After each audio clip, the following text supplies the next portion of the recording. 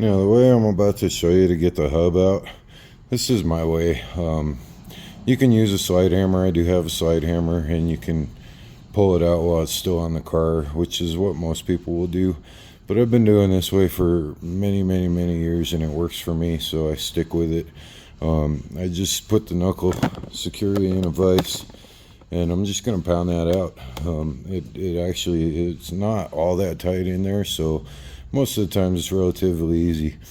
The only thing you got to pay attention to is when this hub finally breaks loose, it's gonna pop out. So you want to make sure that you don't have anything in the direct line, the wheel or the car or anything like that.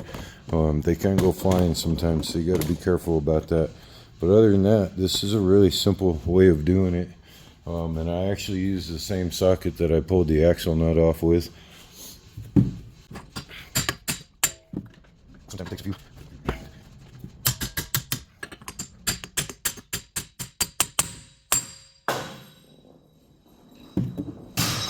As you heard, the hub can go flying, so be careful.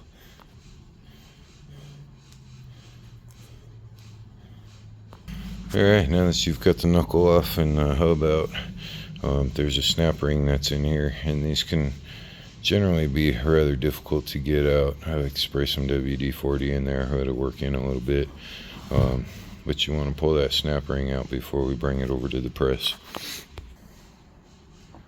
It's good to have a screwdriver ready for when you're doing this, because once you get one of them, one end kind of popped out a little bit, you can wedge the screwdriver behind it and start prying at it.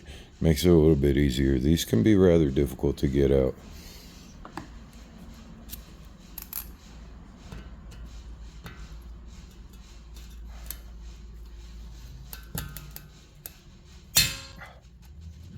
So I think this is what else you end up doing, if I can.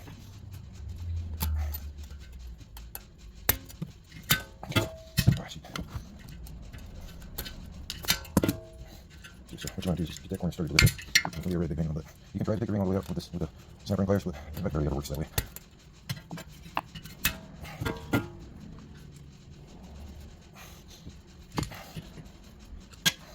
Yes, okay. If you've seen other videos of mine, you've seen me start with these before.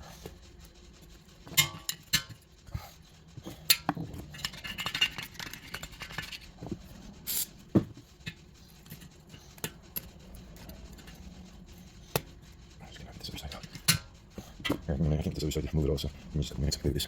Alright, so I was able to get the other side to start moving, and you can see I've got it lifted up a little bit out of the groove, and it's resting against here. Once you get it to that point, it's rather simple. You can just start going around with your screwdriver,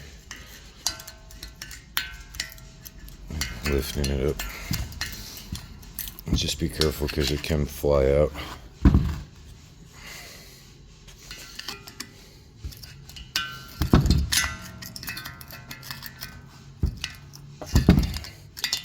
Can't do this one-handed. Hang on.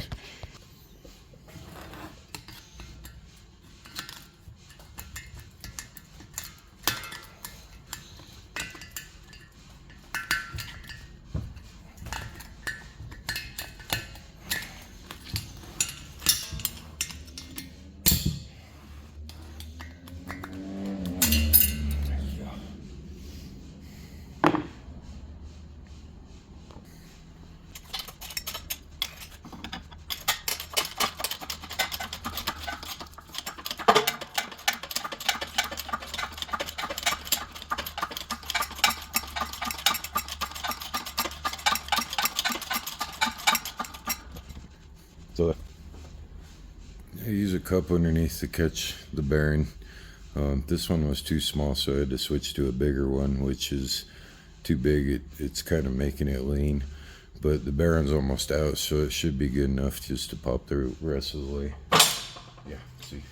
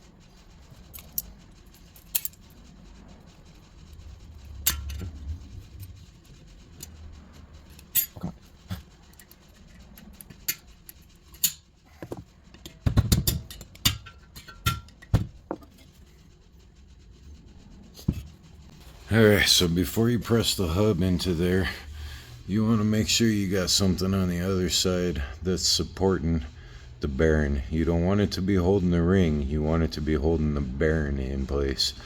Otherwise, what can happen is as you push this down, the bearing inside can split apart, and you do not want that to happen. You'll have to buy a new bearing and do it all over again. So make sure you got something on the other underside that's the size of the bearing supporting the bearing. You don't want it on that C-clip, you want it on the bearing. This hub should go down relatively smooth, so if you're having problems you might stop and figure out what's going on. It shouldn't be that hard to do, so keep that in mind.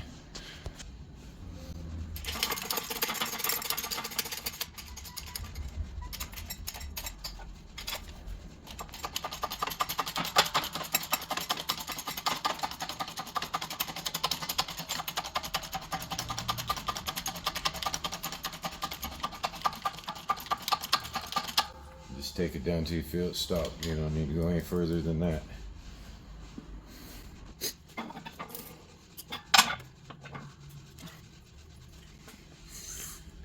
I got the, just a second. So let me show you what I was talking about here. This is the piece that I used in there, and it holds the bearing down. It doesn't sit on the ring on the outer edge. It sits on the inside of the ring. So when you're doing the back side of that bearing, you want something that fits on the inside of that ring. Otherwise you're going to be holding the ring down, and that's going to leave a space in between, and that can push the bearing out. So you don't want to do that. Once you got it in, give it a spin. Make sure it moves good, sounds good, and you're good to go. Some of you might have noticed this lower ball joint while I was pulling that knuckle off. It's not really bad. It's got a little bit of a play to it, but the boot is absolutely gone. So we're going to go ahead and replace this too.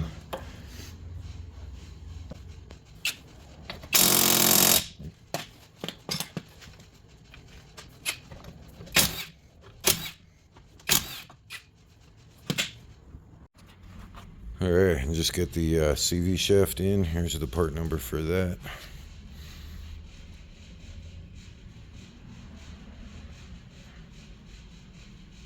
And then I also got the lower ball joint too. Here's the part number for that.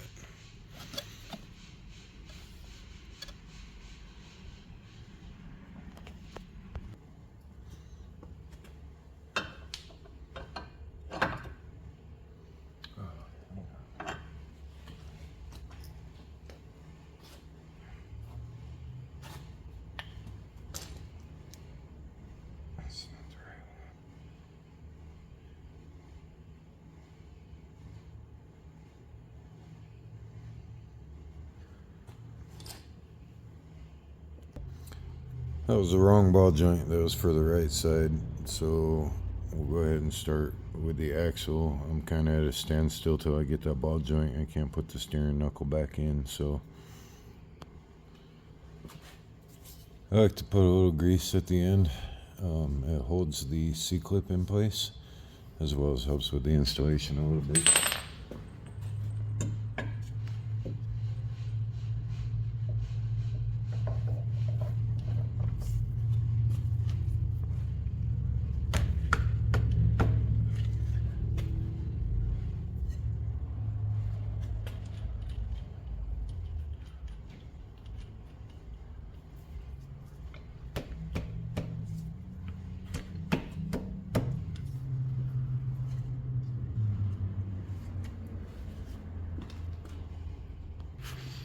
Make sure that's seated in properly before you move on.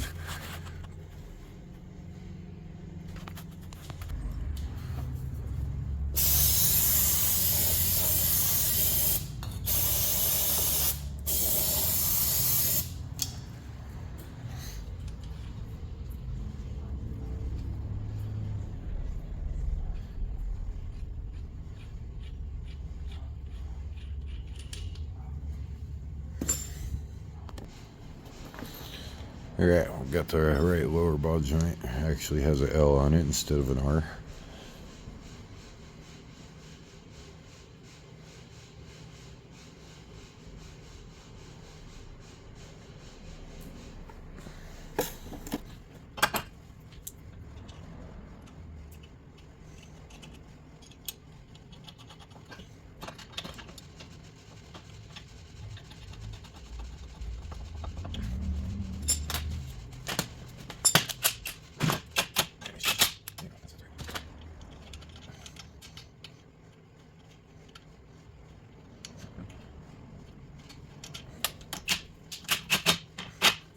changed sizes. They're no longer a 17.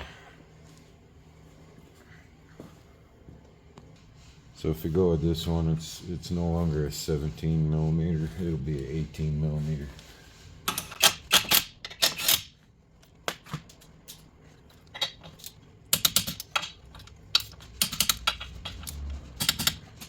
And they give you a third nut, which is actually a 17 millimeter. I'm guessing it's to put over the top of this one.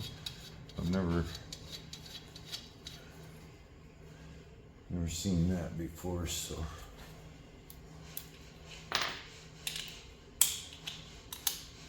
It'll be better than having that bolt sticking out though. So that makes it flush. I guess that's probably what it's for.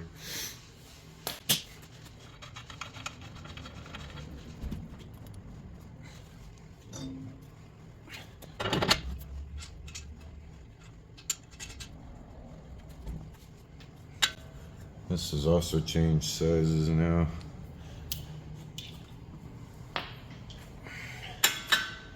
That is a 22 millimeter.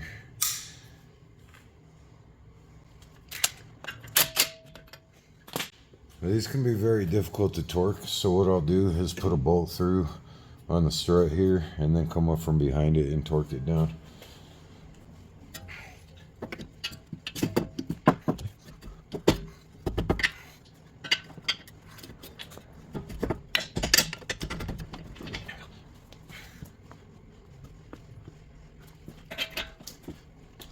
Put this into just hold it still.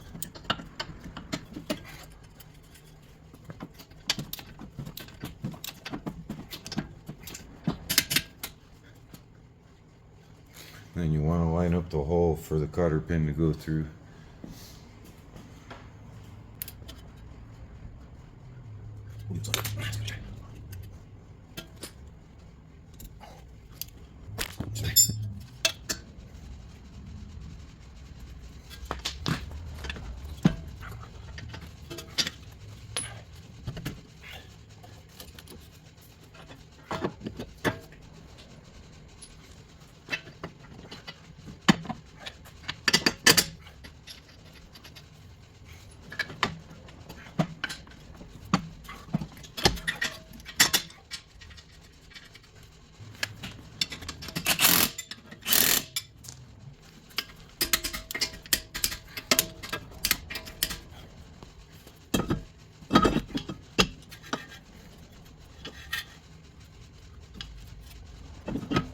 Make sure your brake shield doesn't rub. Got a little bit of rubbing down on the bottom here.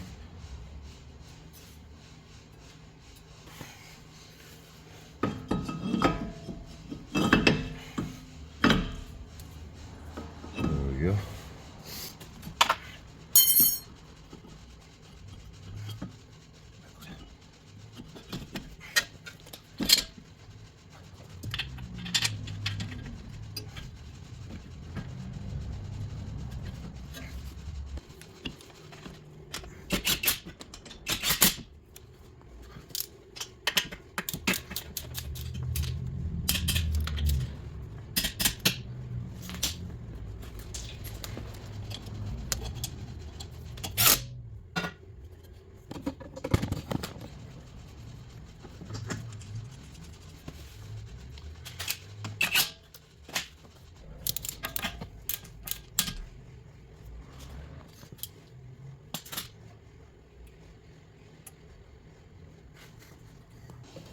Axle nut has also changed size. It is a 32 millimeter.